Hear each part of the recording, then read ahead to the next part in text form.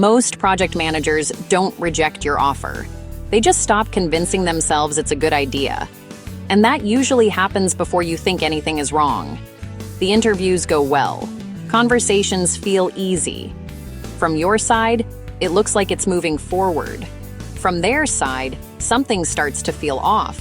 They just don't say it yet. Because early on, they're leaning in. They want it to make sense. They're trying to justify the move.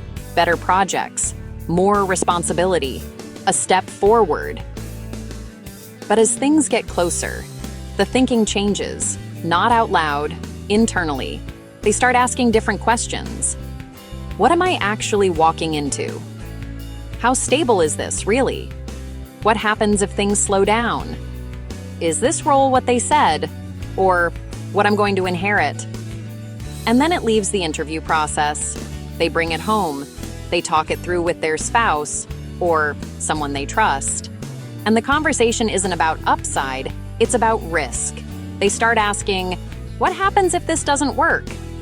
Is this company actually stable? Why are they hiring for this role? What am I not being told yet?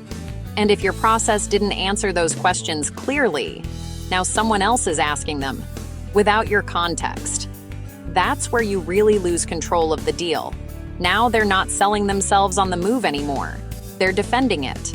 And if they can't defend it clearly, they start pulling back. Back in your process, everything still looks fine.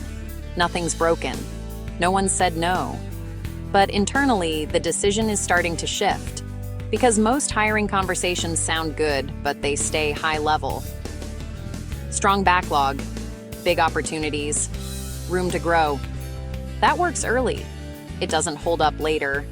At some point, they stop hearing upside and start looking for risk. What's actually funded? How many jobs are already behind? Who steps in when something goes sideways? How does this company operate when things aren't going well? If that picture isn't clear, they don't move forward.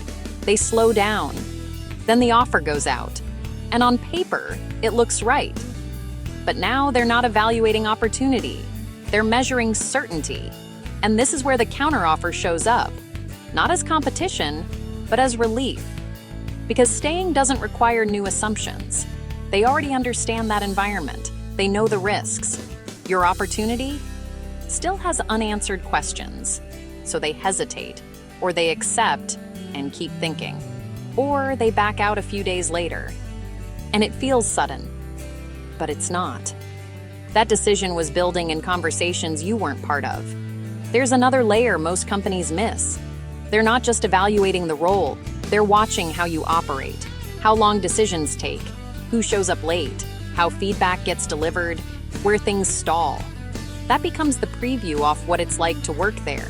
And if that process feels unclear, they assume the job will be too.